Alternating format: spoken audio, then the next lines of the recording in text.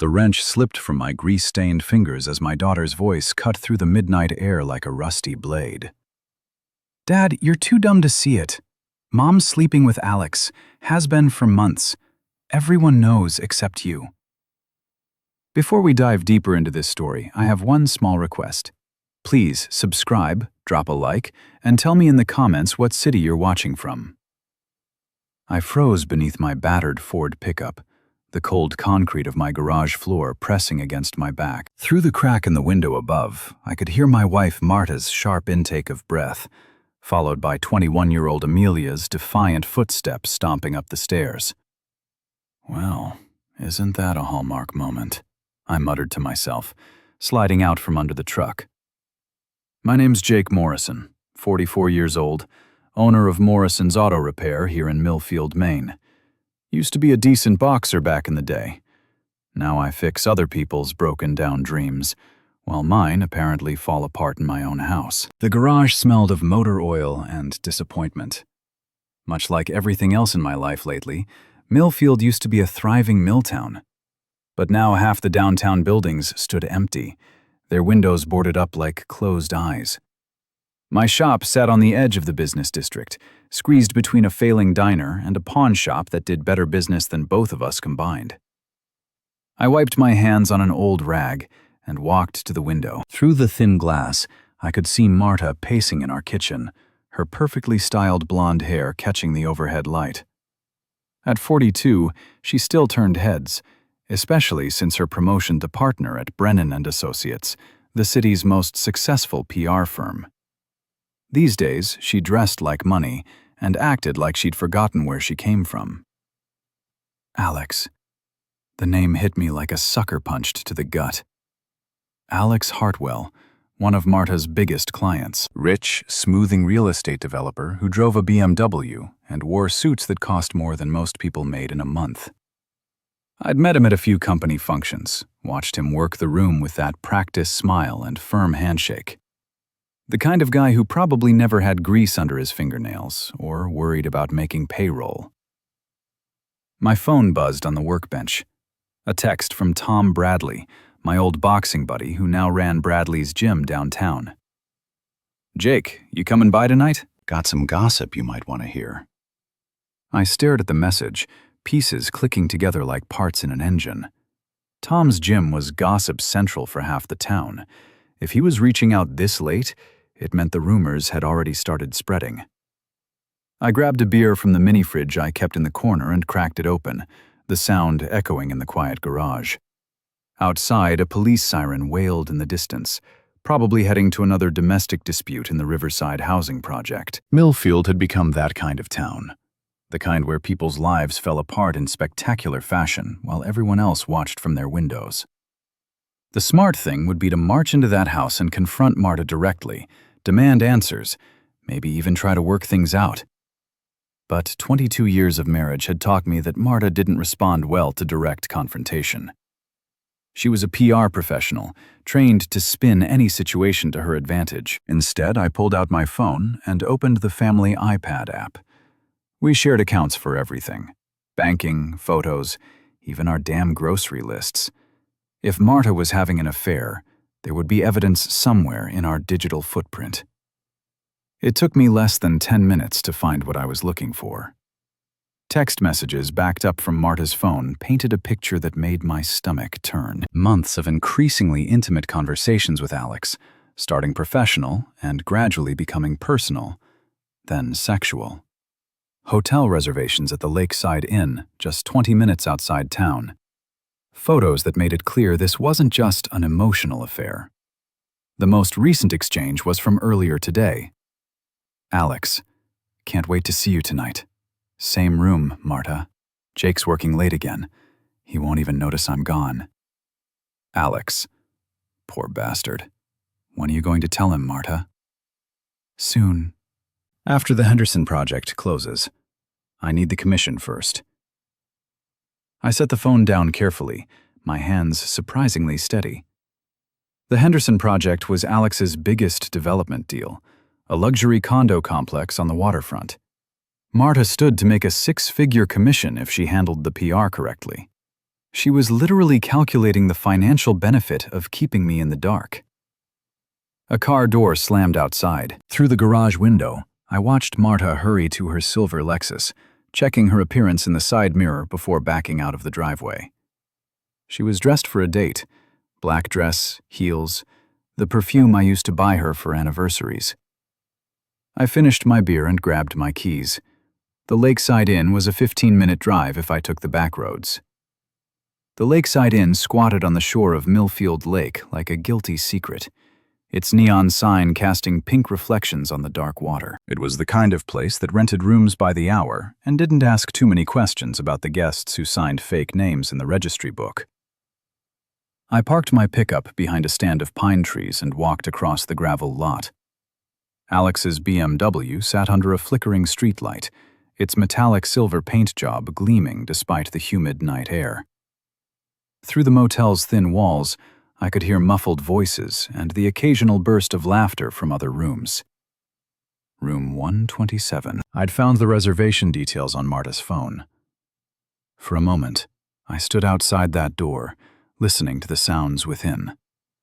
My wife's voice, higher pitched than usual, mixed with Alex's deeper baritone. They weren't talking about business. The smart play would have been to knock, force a confrontation, maybe throw a punch or two. But I'd learned patience in the boxing ring, and I'd learned strategy from 20 years of running a small business in a town where everyone knew everyone else's secrets. Instead, I walked back to Alex's BMW and pulled out my pocket knife. The tires went first, not slashed dramatically, but punctured in the sidewalls where the damage would be expensive and time-consuming to repair. Then I used the knife's tip to carve a single word into the driver's side door. Cheater. The metal scraped and groaned under the blade, leaving jagged letters that would cost more to fix than the car was probably worth. Finally, I pulled a piece of paper from my wallet and wrote a simple message. This is just round one. See you in the ring. J.M.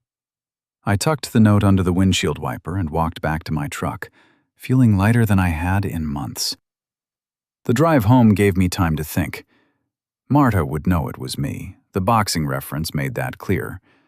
But she couldn't prove anything. And more importantly, she couldn't call the police without explaining why she was at a cheap motel with another man. I was pulling into my driveway when my phone buzzed with a text from an unknown number. Saw what you did at the motel. Video sent to your wife. A concerned neighbor.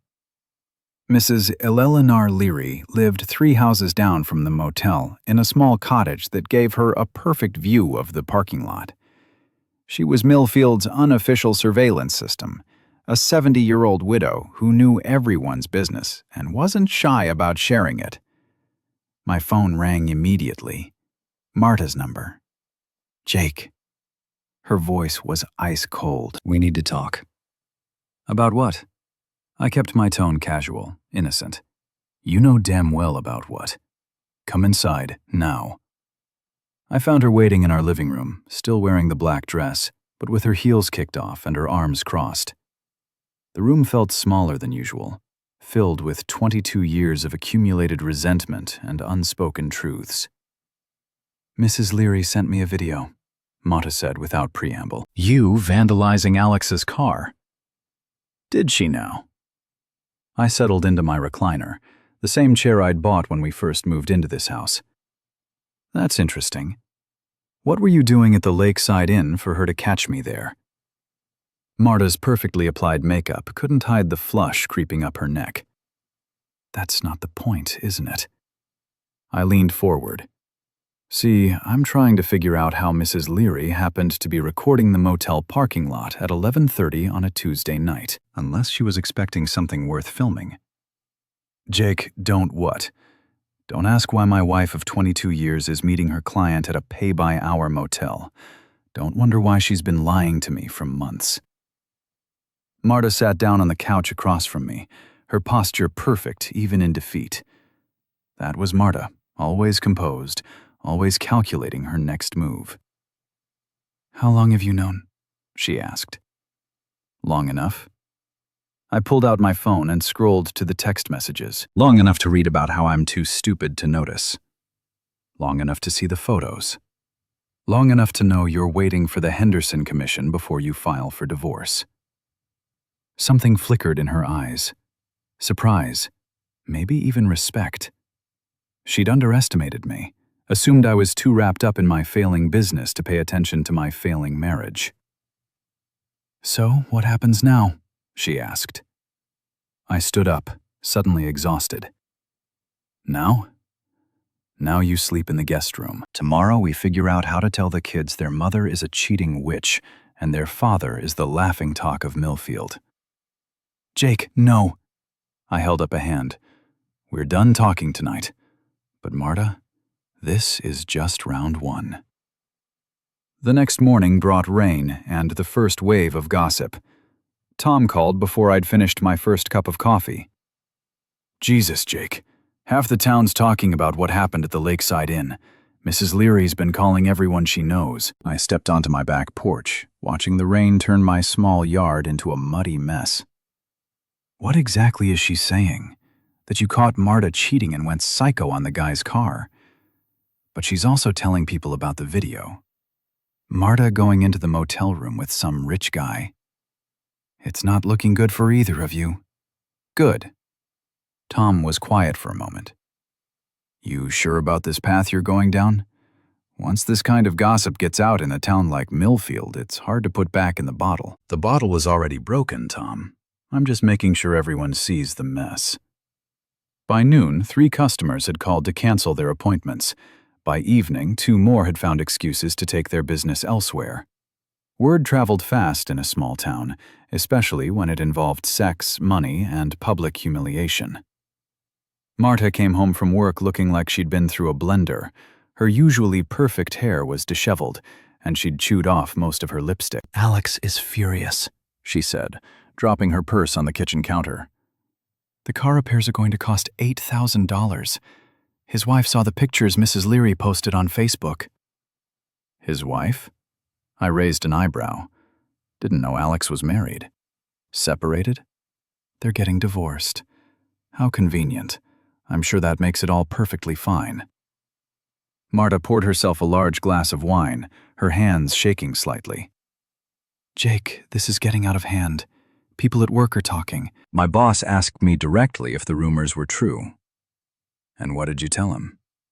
"I told him it was a private matter." "That's not a denial." She took a long sip of wine. "Because I can't deny it, but I can't admit it either. Not if I want to keep my job." I almost felt sorry for her. Almost. Marta had built her entire professional reputation on managing other people's public relations disasters.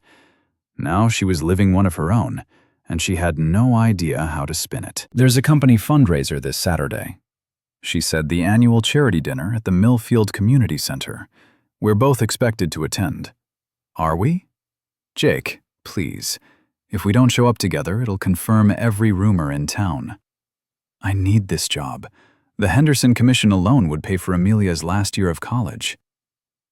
I studied my wife's face, looking for any sign of remorse or genuine emotion. All I saw was calculation, the same expression she wore when she was crafting a PR strategy for a client in crisis. "Fine," I said. "We'll go to your little dinner party. But don't expect me to play the happy husband. Just don't make a scene. Please?" I smiled, and something in that expression made Marta take a step backward. "Marta, honey, I haven't even started making scenes yet." The Millfield Community Center had been decorated to hide its fundamental shabbos, but the effort only made it look more pathetic. Red tablecloths covered folding tables, and strings of white Christmas lights hung from the water-stained ceiling. The local elite had gathered to pat themselves on the back for their charitable contributions, while gossiping about their neighbors' scandals. Marta wore a conservative navy dress and kept her hand on my arm like she was afraid I might bolt. We'd driven separately. Her idea, in case she needed to make a quick exit. "Jake, Marta." The voice belonged to David Brennan, Marta's boss and the senior partner at her firm. He was a tall, silver-haired man who'd built his reputation representing the kind of people who could afford to make their problems disappear. David. I shook his hand, noting how his grip lingered just a moment too long. Nice party. Well, it's for a good cause. The youth center needs new equipment. His eyes shifted between Marta and me. I hope you two are weathering this recent unpleasantness. What unpleasantness? I kept my voice innocent. David's smile faltered. Well, the rumors. You know how people talk in a small town. I do indeed. Amazing how fast gossip spreads when it's juicy enough. Marta's fingernails dug into my arm. Jake, what? I'm just making conversation. We found our assigned table near the back of the room. Alex was already seated there, looking uncomfortable in an expensive suit. Next to him sat a woman I didn't recognize. Mid-30s, auburn hair, nervous smile. Jake, Marta, Alex stood as we approached. I'd like you to meet my friend, Jessica.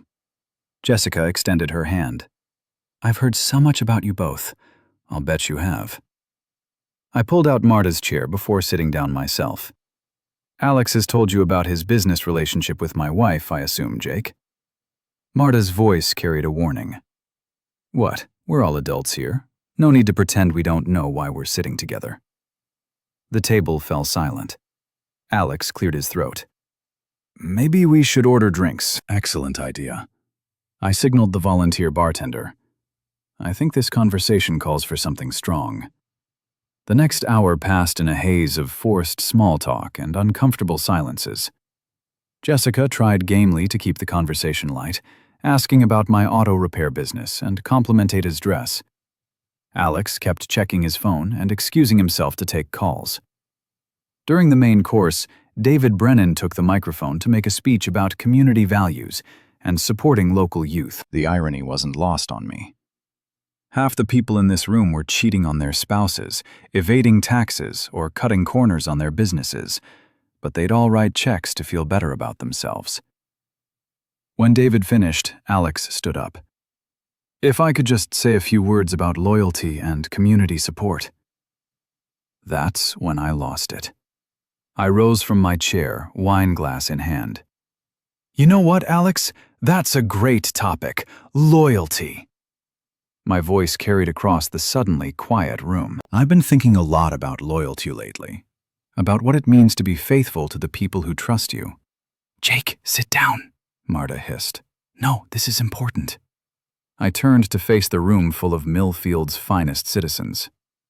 See, I used to think loyalty meant keeping your mouth shut when you discovered uncomfortable truths, being discreet, protecting people's reputations. Alex's face had gone pale. Jake, maybe this isn't the time.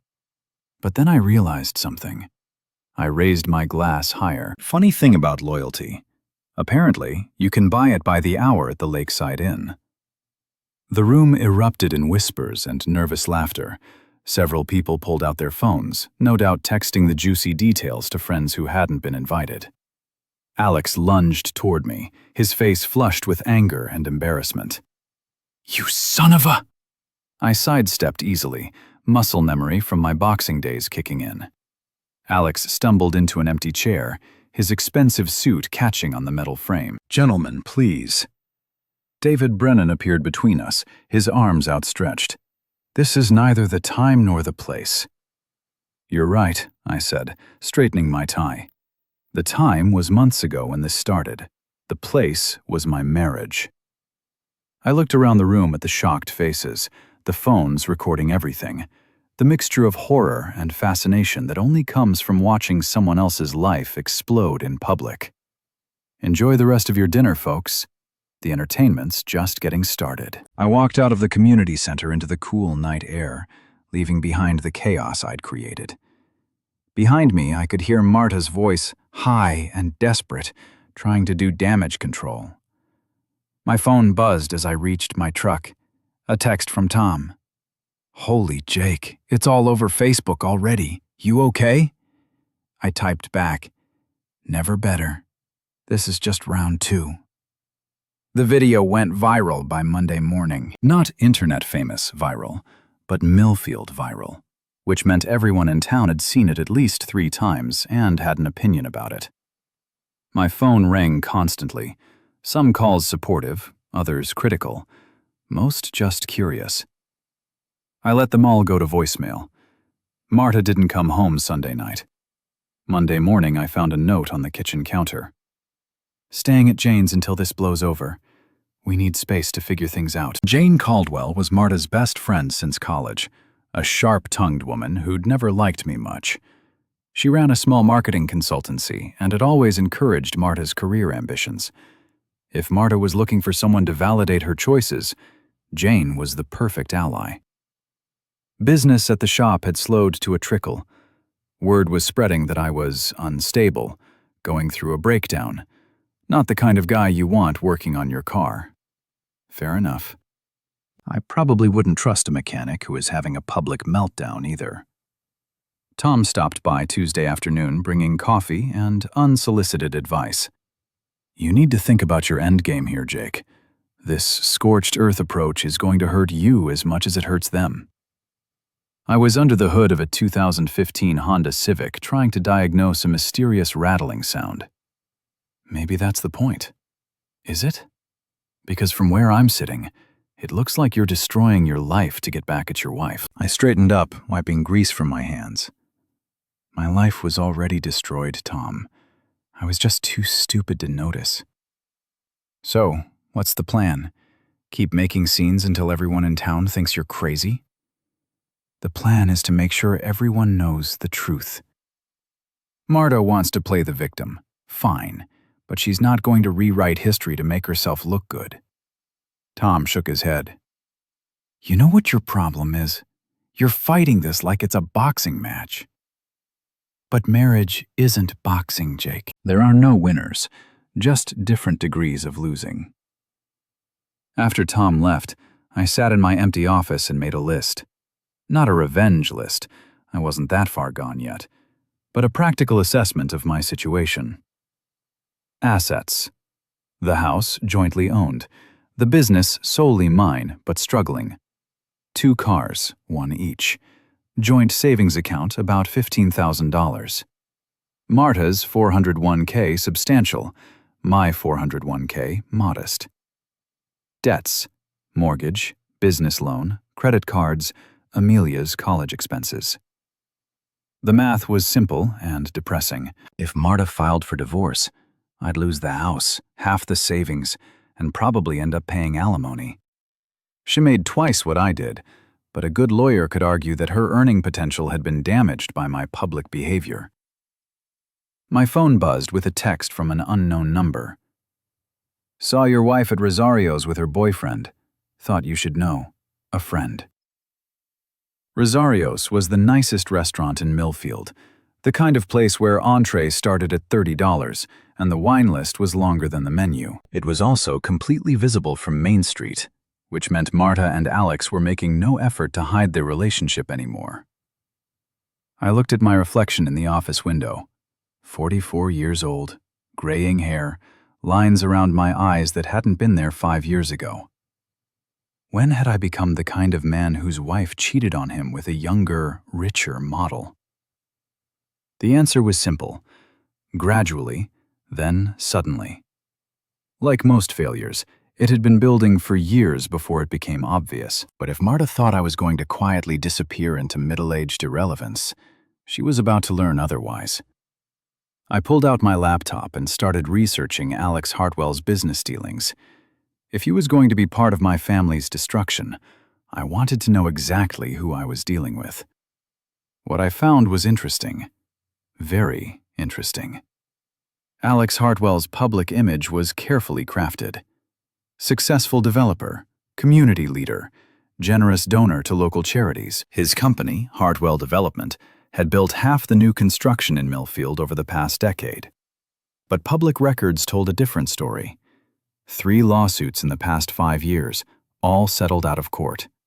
2 from subcontractors claiming unpaid bills, 1 from a former female employee alleging sexual harassment. A pattern of complaints to the Better Business Bureau about shoddy construction and unfinished projects.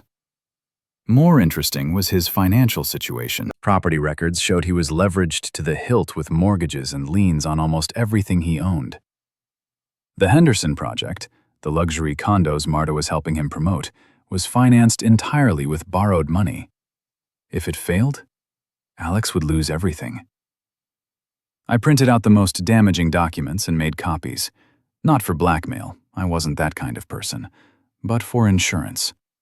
If Alex wanted to play hardball, I'd make sure he knew I had ammunition. Wednesday evening, I drove to Jane Caldwell's house. It was a modest colonial in the better part of town, with a perfectly manicured lawn and expensive cars in the driveway. Jane had done well for herself, building her marketing business from nothing into a regional success. Marta's Lexus was parked behind Jane's Mercedes. I didn't knock. Instead, I sat in my truck across the street and waited.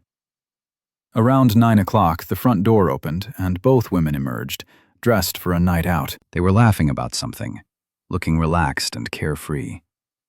It struck me that I hadn't seen Marta laugh like that in months, maybe years. I followed them to Murphy's Pub, Millfield's attempt at an upscale bar. It was crowded for a Wednesday night, filled with young professionals and older folks trying to recapture their youth. Marta and Jane found a table near the back, ordered wine, and settled in for what looked like a long conversation. I took a seat at the bar where I could watch them without being obvious. Jake Morrison. The voice belonged to Rick Santos, a guy I'd known since high school. He'd been a year behind me, played football instead of boxing, and now sold insurance for a living. Heard you've been having some excitement lately. Word travels fast. In this town? Hell yes. Can I buy you a drink? Sure. Rick ordered 2 beers and leaned against the bar. So, what's the real story? The rumors are all over the place. The real story is my wife sleeping with her client, and half the town thinks it's hilarious. Rick winced. Damn, man. I'm sorry. That's rough. It is what it is.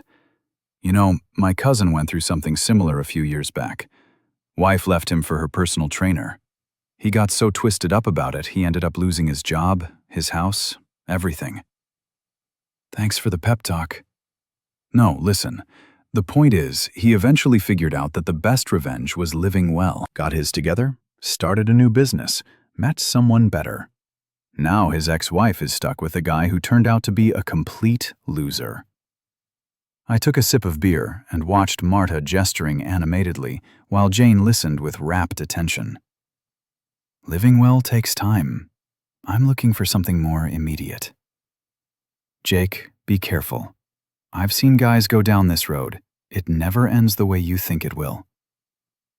Before I could respond, the conversation at Marta's table got louder. Jane was shaking her head, her voice carrying across the crowded bar. Told you this would happen. Jake's always been jealous of your success. He can't handle being married to a woman who makes more money than he does.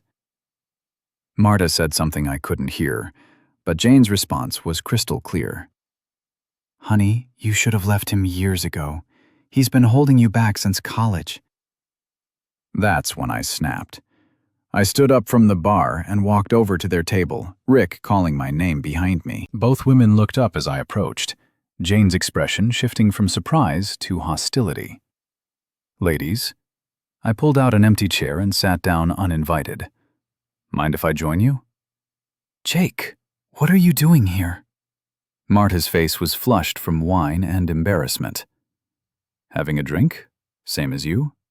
I signaled the waitress. Bourbon, neat. Jane leaned forward, her eyes flashing with anger. This is a private conversation in a public bar. Amazing how that works. My drink arrived, and I took a sip, savoring the burn.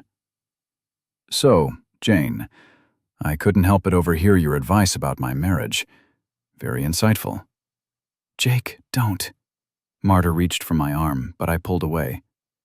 No, I'm genuinely curious. Jane thinks I've been holding you back. Holding you back from what exactly? Cheating on me? Lying to our kids? Destroying our family? From being happy? Jane shot back. When's the last time you made Marta happy? When's the last time you supported her dreams instead of making her feel guilty for being successful? The question hit harder than I expected because it contained a grain of truth. I had resented Marta's success, especially as my own business struggled. I had made snide comments about her long hours and expensive clothes and fancy client dinners. But that didn't justify what she'd done. "You're right," I said, finishing my bourbon. "I haven't been the perfect husband, but at least I've been a faithful one."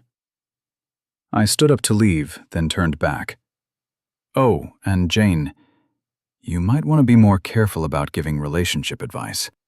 I hear your last 3 boyfriends all left you for younger women." Jane's face went white.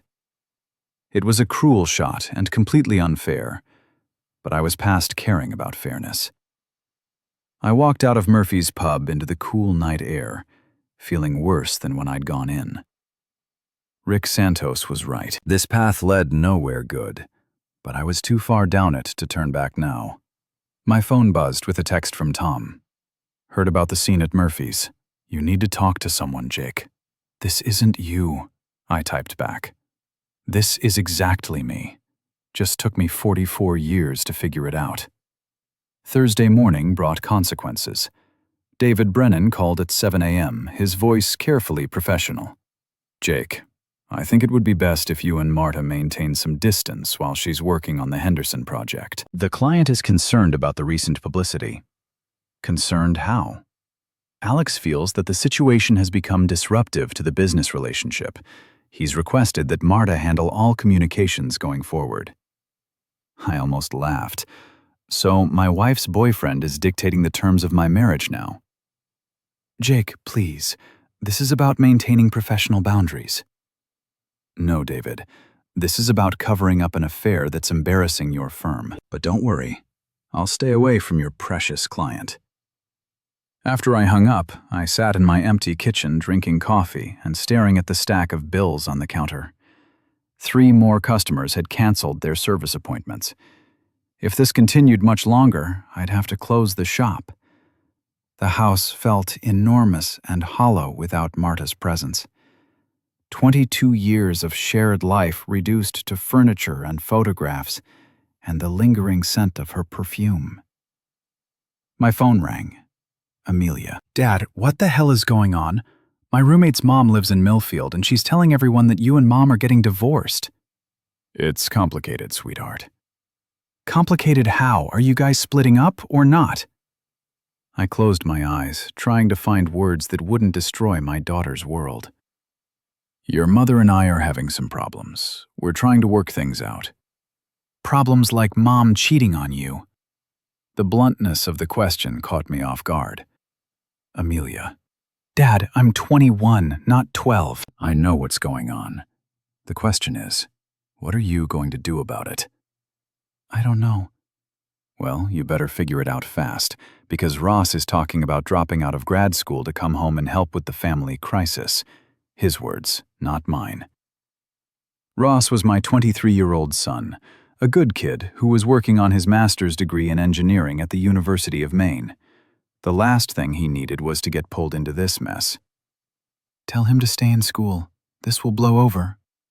"Will it? Because from what I'm hearing, you're not exactly handling this with your usual calm, rational approach." She had me there. I'm doing the best I can. Are you? Or are you having some kind of midlife crisis meltdown? The accusation stung because it might have been true. "Amelia, I know this is hard to understand." "No, Dad, I understand perfectly. Mom cheated on you, and now you're embarrassing yourself and our entire family because you can't handle it like an adult." The line went dead. My own daughter had hung up on me. I sat there staring at the phone, wondering when I'd become the villain in my own story. From Amelia's perspective, I probably looked exactly like what Jane had called me, a jealous, small-minded man who couldn't handle his wife's success. Maybe they were right. Maybe I should have taken the high road, filed for divorce quietly, split our assets like civilized people, and moved on with my life. But I was tired of being civilized, tired of being reasonable, tired of being the kind of man who got cheated on and then apologized for making a scene about it. I grabbed my keys and drove to the Lakeside Inn. Alex's BMW was parked in the same spot where I'd vandalized it 2 weeks earlier. The bodywork had been repaired, but you could still see faint scratches where the paint didn't quite match. This time, I didn't touch the car. Instead, I walked to the motel office and asked for the manager. "I'd like to rent room 127 for the rest of the week," I told the bored-looking clerk behind the counter. "That room's already occupied." "I know. I'd like to rent the room next to it, 125 inches. 20 minutes later, I was sitting in a dingy motel room with thin walls and a clear view of the parking lot. I'd brought a cooler full of beer, a bag of sandwiches, and a pair of binoculars I'd borrowed from Tom's gym. If Marta and Alex wanted to conduct their affair in public, I was going to document every detail. My phone buzzed with a text from Jane. "This has gone far enough. Meet me at Rosario's at 8 p.m. Come alone." I stared at the message for a long time before typing back, "See you there." Rosario's was nearly empty on a Thursday night, just a few couples having quiet dinners and a businessman eating alone at the bar. Jane had reserved a corner table away from the other diners, her face serious as I approached. "You look like hell," she said without preamble. "Thanks. You look like someone who's about to give me a lecture." "Sit down, Jake. We need to talk." I pulled out a chair and studied Jane's face. We'd known each other for over 20 years, but I'd never really paid attention to her before. She was attractive in a sharp, professional way, with intelligent eyes and the kind of confidence that came from building a successful business from scratch. "This has to stop," she said. "You're destroying yourself and everyone around you." Am I, or am I just refusing to be destroyed? Quietly, Jane signaled the waitress for wine, then leaned back in her chair. "You want to know what your real problem is, Jake? You never appreciated what you had. What I had was a lying, cheating wife. What you had was a brilliant, ambitious woman who loved you, despite your complete inability to support her dreams." The wine arrived, and Jane took a long sip before continuing. "Do you know how many times Marta came to me crying because you made some snide comment about her job? How many times she questioned whether she should take a promotion or a new client because she was afraid of how you'd react? If she was so unhappy, why didn't she just leave? Because she kept hoping you'd change, that you'd grow up and become the kind of man who deserved her." Jane's words were like surgical cuts, precise and painful. Instead, you stayed exactly the same, small-minded, jealous, content to fix other people's cars while she conquered the world. So she decided to sleep with her client instead. She decided to find someone who appreciated her worth. I finished my bourbon and signaled for another. "You know, Jane, for someone who's supposedly Marta's friend, you sure seem to know a lot about her marriage." "I've been her friend since college. I've watched her sacrifice her happiness for yours for over 20 years. "Have you?" I leaned forward, studying her face. "Or have you been waiting for her to leave me so you could finally have her for yourself?" Jane's composure cracked for just a moment, but it was enough. I saw the flash of something deeper than friendship in her eyes. "That's ridiculous." "Is it? You've never married? Never had a serious long-term relationship with anyone? You've built your whole life around being available whenever Marta needed you." "I've been a good friend." "You've been in love with her since college." Jane's face went pale. "You're delusional." Am I? Or am I finally seeing clearly for the first time in years? I pulled out my phone and scrolled to a photo I'd taken earlier that day. This is interesting. Marta's car at your house again. She's been staying with you for a week now, but she's still meeting Alex at the motel. Jane glanced at the photo, her expression carefully neutral. "Which makes me wonder," I continued, "why she needs to keep renting motel rooms when she has a perfectly good guest bedroom at your place, unless she's not actually staying in the guest bedroom." "Jake, stop. You orchestrated this whole thing, didn't you? The affair with Alex was just a way to break up my marriage so you could finally have Marta to yourself. Jane stood up abruptly, her chair scraping against the floor. You're sick. You need help. Maybe, but I'm not wrong. She threw a $20 bill on the table and walked toward the door, her heels clicking on the hardwood floor. At the entrance, she turned back. You want to know the truth, Jake? Marta was never going to leave you for Alex. She was going to leave you for me. But now, after seeing what kind of man you really are, she's not sure she wants either of us. The restaurant door closed behind her, leaving me alone with the wreckage of everything I thought I knew about my life. I sat there for a long time, nursing my bourbon and trying to process what Jane had just revealed. My wife wasn't just having an affair. She was having multiple affairs. And the woman I'd thought was her best friend had been manipulating the situation from the beginning. My phone buzzed with a text from an unknown number. Community fundraiser tomorrow night at the town hall. Time for everyone to see the truth. A friend. I stared at the message, wondering who had sent it and what truth they were talking about. Then I realized it didn't matter. Tomorrow night, I was going to end this once and for all. Friday afternoon, I closed the shop early and drove home to prepare for the evening's events. The community fundraiser was Millfield's biggest social gathering of the year, a chance for the town's elite to see and be seen while writing tax-deductible checks to local charities. This year, it was also going to be the stage for my final act of revenge. I showered, shaved, and put on my best suit, the same navy blue one I'd worn to our wedding 22 years ago. It still fit mostly, though it was tighter around the waist than I remembered. The town hall was packed when I arrived, filled with the same faces I'd seen at every community event for the past 2 decades.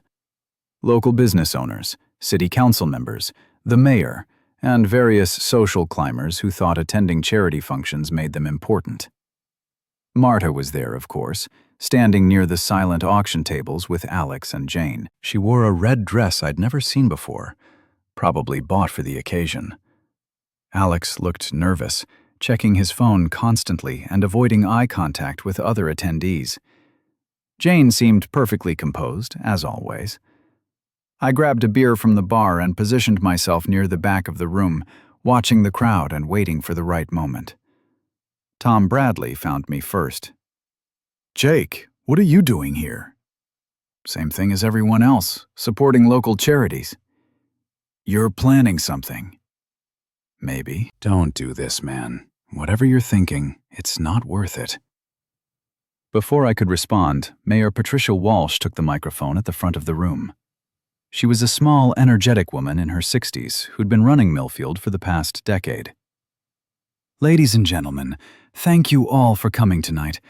Before we begin the auction, I'd like to invite a few of our community leaders to say a few words about the importance of giving back. The first speaker was David Brennan, who gave a predictable speech about corporate responsibility and community values. The second was Alex Hartwell. Thank you, Mayor Walsh. Alex's voice was steady, but I could see sweat beading on his forehead under the bright lights. I've been proud to call Millfield home for the past 10 years. This community has given me so much, and I'm honored to give something back. He continued with the usual platitudes about supporting local youth and investing in the future. The crowd nodded approvingly, many of them probably thinking about the business deals they'd done with his company. In closing, Alex said, I'd like to say that integrity and loyalty are the foundations of any strong community. We must always remember that our actions reflect not just on ourselves, but on everyone around us. The applause was polite, but enthusiastic. Alex smiled and stepped away from the microphone, clearly relieved to have gotten through his speech without incident. That's when I made my move. Excuse me, Mayor Walsh. I walked toward the front of the room, ignoring the surprised murmurs from the crowd. Could I add a few words about integrity and loyalty? Jake, I don't think Mayor Walsh started. It'll just take a minute. I took the microphone before she could object. See, I've been thinking a lot about those concepts lately, about what they mean in practice, not just in theory. I looked out at the crowd, seeing a mixture of curiosity, concern, and anticipation on their faces. Everyone knew about my recent troubles, and they were expecting either a public breakdown or a dramatic confession. They were about to get both. 3 weeks ago, I discovered that my wife of 22 years was having an affair. My voice carried clearly through the sound system. Now, that's not particularly unusual. These things happen in every community, in every family. Marta had gone white, her hand clutching Jane's arm for support. Alex was backing toward the exit, but the crowd was too thick for him to escape easily. What made it interesting, I continued, was the web of lies and manipulation that surrounded it. See, I thought this was a simple case of a cheating spouse, but it turns out to be much more complicated than that. I pulled out my phone and held it up. I've spent the past week documenting evidence, photos, text messages, financial records, witness statements. Would you like to see what real betrayal looks like? Jake, stop this right now. David Brennan was pushing through the crowd, his face flushed with anger and embarrassment. And the affair with Alex was just the beginning. I ignored Brennan and continued addressing the crowd. The real mastermind was someone much closer to home, someone who's been manipulating the situation from the very beginning. I pointed directly at Jane. Jane Caldwell has been in love with my wife since college. She orchestrated the affair with Alex as a way to break up our marriage so she could finally have Marta for herself. The room erupted in shocked whispers and nervous laughter. Jane's face had gone from pale to bright red, her composure finally cracking under the weight of public exposure. But here's the really interesting part, I said, raising my voice above the crowd noise. Alex's big development project, the one that's supposed to revitalize our waterfront, is financed entirely with borrowed money. If it fails, he loses everything. And according to the geological survey I obtained this week, the land is built on unstable soil that can't support high-rise construction. Alex tried to push toward the exit, but several people blocked his way, suddenly very interested in hearing more about their potential investments. So, we have a cheating wife, a broke developer, and a manipulative friend who's been pulling strings behind the scenes. It's like a soap opera, except it's real life, and it's happening right here in Millfield. Mayor Walsh was frantically gesturing for someone to cut the microphone, but I was almost finished. You want to know about integrity and loyalty? Here it is. My wife chose money over marriage. Alex chose lies over honesty. And Jane chose manipulation over friendship. But I chose truth over reputation. I set the microphone down and walked toward the exit. The crowd parting in front of me like I was carrying a contagious disease. Behind me, I could hear chaos erupting. Angry voices shouted questions. The sound of chairs scraping as people rushed to confront the various players in the drama I just exposed. Outside, the cool night air felt like freedom. I drove home through empty streets, my phone buzzing constantly with calls and text messages I didn't answer. The house was dark and quiet, exactly as I'd left it. I poured myself a large bourbon and sat in my recliner, waiting. Marta arrived first, slamming the front door so hard the windows rattled. She stood in the living room doorway, her red dress wrinkled and her makeup smeared from crying. How could you do that to me? Her voice was raw with emotion. In front of the entire town, the same way you could cheat on me for months easily. I never meant for it to happen. Which part, the affair with Alex or the affair with Jane? Marta collapsed onto the couch, her composure finally breaking completely. I don't know how it got so complicated.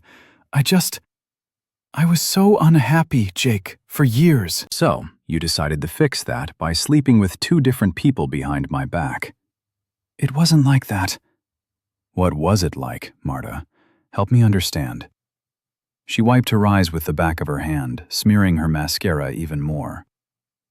Alex was he made me feel important, successful, like I mattered. And Jane. Jane understood me in a way you never did. She supported my dreams, encouraged my ambitions.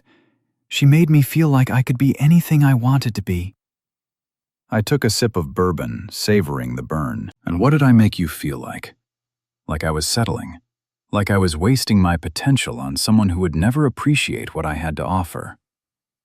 The honesty was brutal, but not surprising. I'd known for years that our marriage was failing, but I'd chosen to ignore the signs rather than face the uncomfortable truth. So, what happens now? I asked.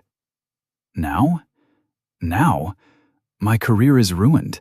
My reputation is destroyed, and my children probably hate me. Are you satisfied? Before I could answer, another car pulled into the driveway. Through the window, I could see Jane getting out of her Mercedes, her face set in determined lines. She didn't knock, just walked through the front door like she owned the place. "You bastard," she said, pointing an accusing finger at me. "You had no right to humiliate her like that."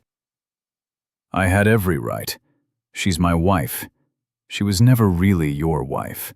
Not in any way that mattered. Jane sat down next to Marta on the couch, taking her hand in a gesture that was both protective and possessive. She was going to leave you anyway. The divorce papers were already drawn up. Were they? I looked at Marta. When were you planning to tell me? After the Henderson project closed. I needed the commission to pay for a lawyer. I almost laughed.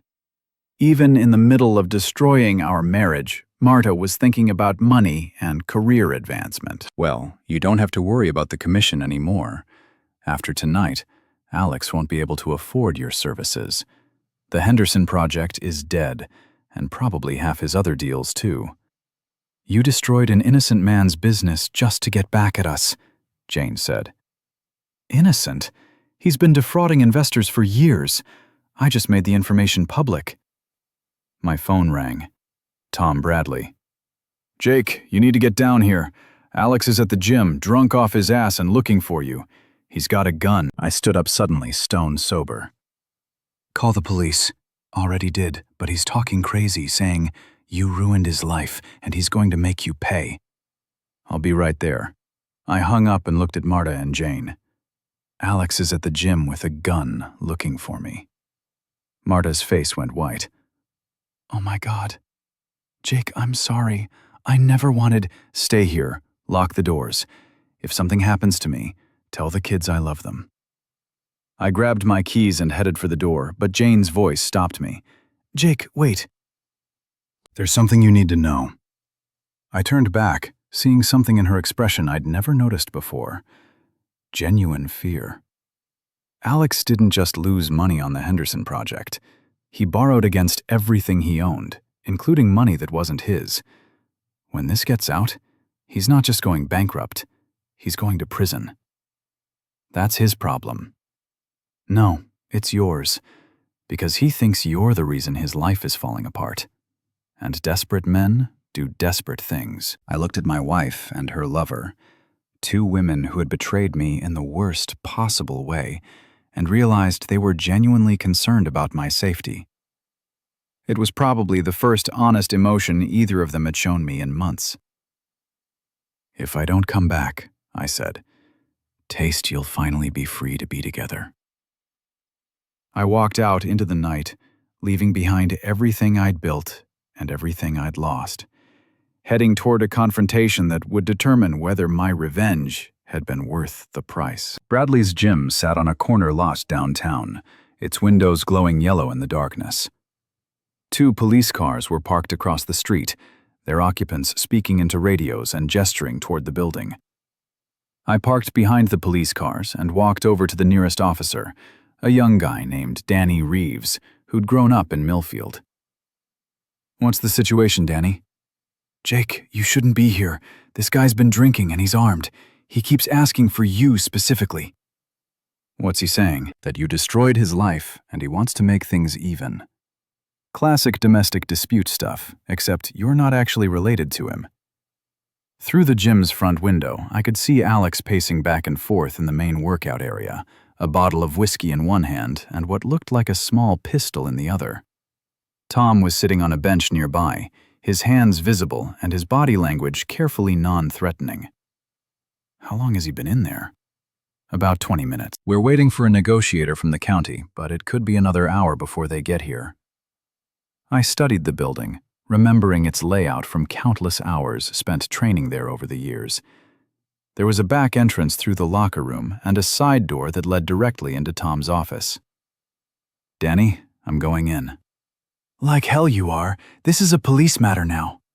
"That's my best friend in there with a drunk man with a gun, and the drunk man wants to talk to me specifically." "Jake, don't be stupid. Let us handle this." But I was already walking away, circling around to the back of the building. The rear door was unlocked, just like always. Tom never bothered with security. Who was going to steal a bunch of old boxing equipment? I slipped inside through the locker room, moving quietly through the familiar space. The smell of sweat and leather brought back memories of better times, when my biggest worry was whether I could go 12 rounds with a fighter 10 years younger than me. The main gym was separated from the locker room by a thin wall and a doorway covered with a hanging heavy bag. I could hear Alex's voice, slurred but angry. "Son of a thinks he can destroy my life and just walk away? 20 years I've been building my business in this town. 20 years. "Alex, calm down." Tom's voice was steady, but I could hear the tension underneath. "Jake didn't destroy your business. You did that yourself. He's the one who went digging into my finances. He's the one who told everyone about the geological survey." I eased around the heavy bag and got my first clear look at the situation. Alex was standing in the center of the gym, swaying slightly from the alcohol. The gun in his hand was a small revolver, probably a .38. Tom was sitting on a weight bench about 10 feet away, his hands resting on his knees. "Alex." I stepped into the open, my hands visible and empty. "You wanted to talk to me? Here I am." He spun toward me, the gun wavering in his grip. Up close, he looked terrible. His expensive suit was wrinkled and stained. His face was flushed and sweaty, and his eyes had the wild look of a man who'd lost everything. Jake Morrison, the righteous mechanic who brought down the big bad developer. "I didn't bring you down, Alex. You brought yourself down by lying to investors and building on unstable ground." "Those were minor issues, technical problems that could have been solved if you hadn't made them public." I took a step closer, keeping my voice calm and steady. "Minor issues. You were about to build a 20-story condo complex on land that can't support a 2-story house. People could have died." "Nobody was going to die. I had engineers looking at solutions." "You had engineers looking at ways to hide the problems long enough to sell the units and disappear with the money." Alex's face contorted with rage, and for a moment I thought he was going to pull the trigger. Instead, he took a long drink from the whiskey bottle. "You know what your real problem is, Jake. You can't stand to see other people succeed. You're a small-town loser who fixes cars for a living, and you couldn't handle the fact that your wife wanted something better." Maybe you're right. Maybe I am a small-town loser. But at least I'm not a fraud. A fraud? I built half this town. I created jobs, brought in investment, improved property values with other people's money. Money you were never going to be able to pay back. Tom cleared his throat. "Guys, maybe we should shut up." Alex swung the gun toward Tom, then back to me. "This is between me and the righteous mechanic." I could hear sirens getting closer, probably backup units responding to the standoff. The police would be getting impatient soon, and impatient cops made dangerous decisions. "Alex, listen to me. You're drunk, you're angry, and you're making bad choices. Put the gun down, and we can work this out." Work it out? How are we going to work out the fact that my business is ruined, my reputation is destroyed, and I'm probably going to prison? I don't know, but shooting me isn't going to solve any of those problems. Alex laughed, a bitter sound that echoed in the empty gym. Maybe not. But it'll make me feel a hell of a lot better. He raised the gun, pointing it directly at my chest. His hand was shaking, whether from alcohol or adrenaline or both.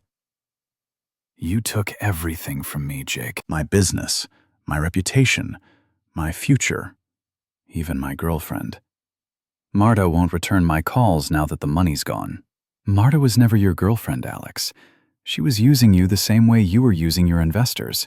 Ask her yourself.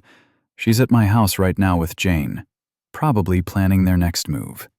You were just a convenient way to break up my marriage so they could be together. Alex's expression shifted from rage to confusion.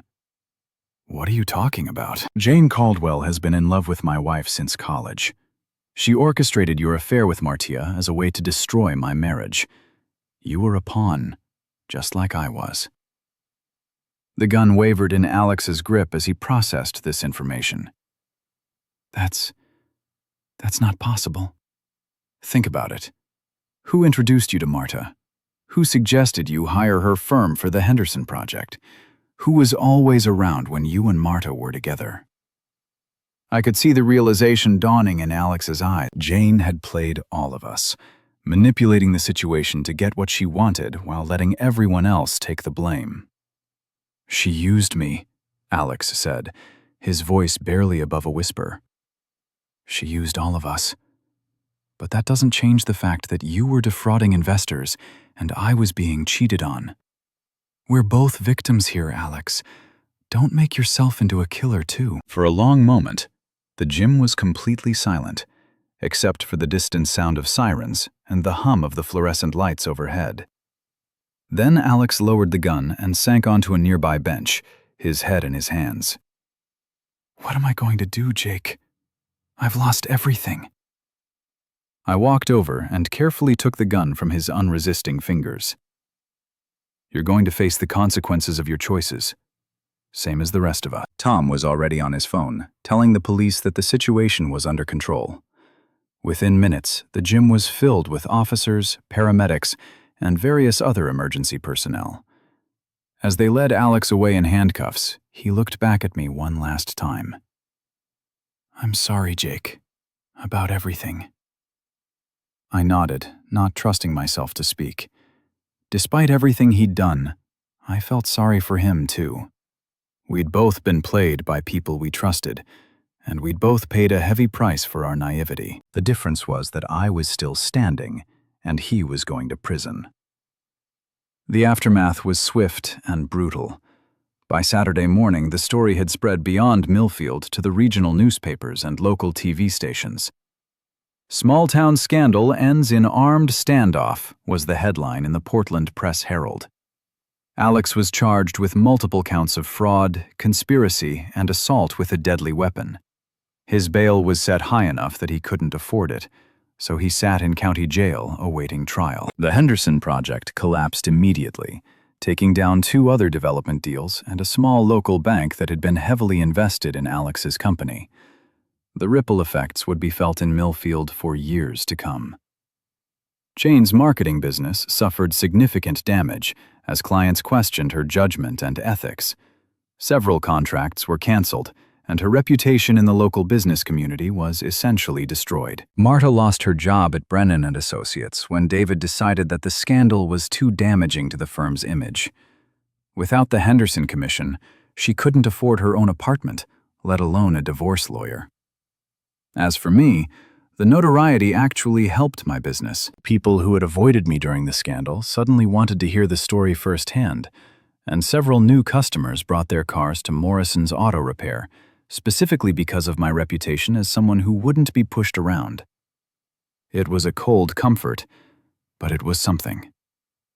Sunday afternoon, I was working on a transmission rebuild when Marta appeared in the garage doorway. She looked older somehow, worn down by the events of the past week. "Can we talk?" she asked. I wiped my hands on a rag and gestured to the folding chairs I kept near the workbench. "Sure." She sat down carefully, smoothing her dress over her knees. I wanted to apologize for everything. "Okay, I know that doesn't fix anything, but I needed to say it. You deserved better than what I gave you. I studied her face, looking for signs of manipulation or calculation. All I saw was exhaustion and genuine regret.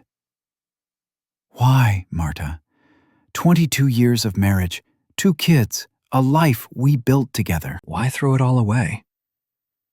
She was quiet for a long time, staring at her hands. I don't know if I can explain it in a way that makes sense. Try. I felt invisible, like I was disappearing a little more each day. You never seemed to notice when I got promoted, or when I won a big client, or when I bought a new dress. It was like my successes didn't matter to you. They did matter. I was proud of you. Were you? Or were you resentful that I was making more money than you? The question hit home because it was partially true. I had resented her success, especially as my own business struggled, but I'd never thought she noticed. Maybe both, I admitted. I was proud of what you accomplished, but I was also intimidated by it. You were moving up in the world while I was just staying the same. I never wanted you to feel that way. I just wanted you to be excited for me, to share in my successes, instead of making me feel guilty about them. We sat in silence for a while, 22 years of unspoken resentments hanging in the air between us. What about Jane? I asked finally. Marta's cheeks flushed. That's complicated. How long? It started in college, but we never acted on it. We were both dating other people, and then I met you and got married and had kids. Jane and I stayed friends, but there was always this tension underneath. And Alex. Alex was a mistake. I was flattered by the attention, and he made me feel desirable in a way I hadn't felt in years. But it was never serious. Not for me. But it was serious for him. Yes, I think he genuinely believed we had a future together. I should have been clearer about my intentions. I looked at my wife, soon-to-be ex-wife, and tried to summon the anger that had sustained me through the past month. Instead, I felt only sadness for what we'd lost and what we'd never really had. So, what happens now? I asked. Now, I try to rebuild my life. Jane and I are going to leave Millfield, start over somewhere else, maybe Portland or Boston. What about the kids? They'll visit. Amelia graduates next year anyway, and Ross is focused on his AMS program. They'll be fine. I wasn't sure that was true, but I didn't argue. Our children were adults now, capable of making their own decisions about relationships and forgiveness.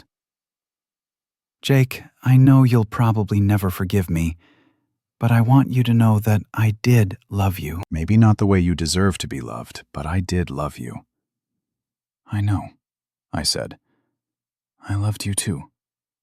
Maybe that was the problem. We loved each other, but we didn't like each other very much anymore. Marta stood up, smoothing her dress again. I'll have my lawyer contact you about the divorce. We can work out the details without making it any messier than it already is. Okay. She walked toward the garage door, then turned back.